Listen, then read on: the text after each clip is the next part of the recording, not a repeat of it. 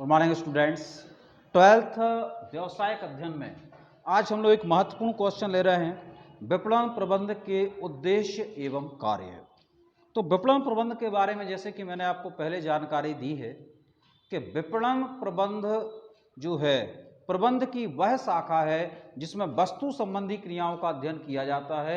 यानी प्रबंध 3 कैटेगरी में विभाजित है। सेवी वर्गीय प्रबंध यानी मानव संबंधी क्रियाएं, वित्तीय प्रबंध यानी वित्त संबंधी क्रियाएं, और विपणन या जो है आपका तीसरा आता है विपणन प्रबंध यानी वस्तु संबंधी क्रियाएं, यानी जो वस्तु आप बेच रहे हैं।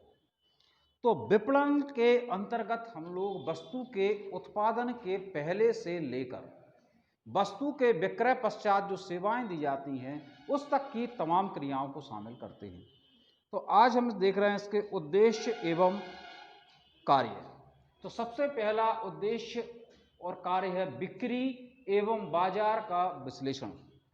जब भी कोई वस्तु आप बनाते हो तो उसमें महत्वपूर्ण तथ्य होता है बिक्री, कि जो वस्तु आपने तैयार की है उसका विक्रय सही समय पर सही और निश्चित मूल्य पर हो जाए, तब आपका बनाना सार्थक होता है।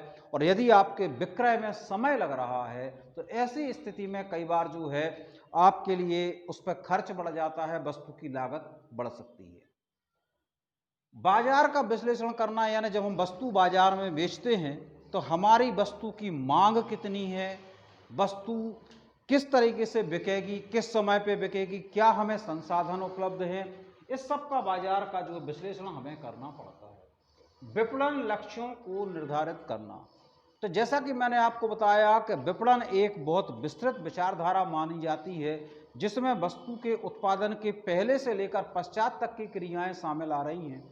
तो इस विपणन के अंतर्गत आपके कौन कौन से लक्ष्य रहेंगे, विपणन के अंतर्गत आप कौन कौन सी क्रियाएं करेंगे, इनको शामिल किया जाता है। थर्ड, बिक्री का पूर्वानुमान लगाना।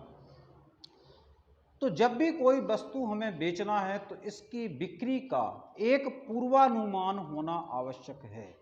यदि बिना किसी अनुमान के, बिना अनुमान लगाए आप वस्तु बेचेंगे तो हो सकता है आपको ना केवल बिक्री करने में कठिनाई आए बल्कि वस्तु का वह मूल्य ना मिल सके जो आप चाहते थे।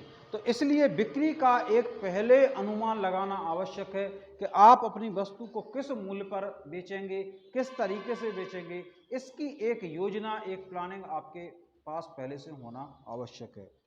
विपणन बजट बनाना। बजट के बारे में हम लोग जैसा कि जानते हैं कि बजट आय और व्यय का एक अनुमानित विवरण होता है।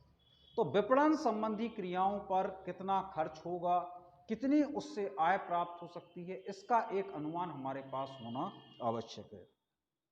विपणन योजनाओं एवं विधियों को क्रियान्वित करना।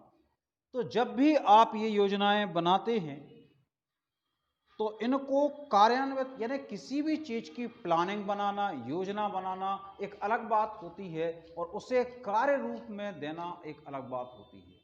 तो जो भी हमने विपणन संबंधी योजनाएं बनाई हैं उनको कार्यान्वित करना, जो आपने योजनाएं, जो विधियां बनाई हैं उनको कार्यान्वित करना भी एक चैलेंजिंग वर्क होता है, एक बड़ा कार्य होता है। जब तक कोई योजना व्यवहारिक रूप से संपन्न नहीं हो जाती है तब तक आपके लिए वो टारगेट बना रहता है। तो इसलिए योजनाओं को कार्यान्वित करना भी एक महत्वपूर्ण उद्देश्य एवं कार्य रहता है। एक उपयुक्त विपणन मिश्र का निर्माण करना।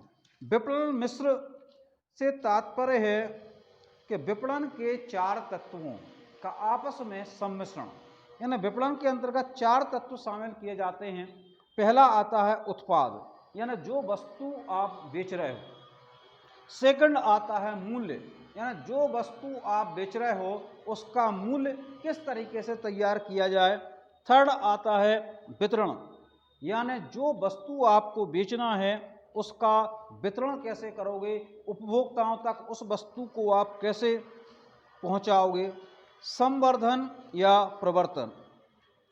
तो विपणन के इसके प्रवर्तन में वे तमाम साधन शामिल किए जाते हैं जो ग्राहक को वस्तु के प्रति आकर्षित करते हैं। यानी विज्ञापन भी हो सकता है, वस्तु की पैकिंग भी हो सकती है, लेबलिंग भी हो सकती है। तो ये जो 4 तत्व होते हैं उत्पाद मूल्य, वितरण और प्रवर्तन, इन चारों तत्वों को मिलाकर बनता है विपणन मिश्र। तो विपणन मिश्र का निर्माण करना एक उपयुक्त विपणन मिश्र में सम्मिलित सभी विपणन क्रियाओं को संगठित करना। तो जो हमने 4 तत्व विपणन मिश्र के निर्धारित किए हैं, इसमें शामिल जो भी क्रियाएं हैं उनको संगठित करना, एक सामंजस्य बनाए रखना, जो है विपणन प्रबंध का प्रमुख उद्देश्य एवं कार्य है। Thank you very much.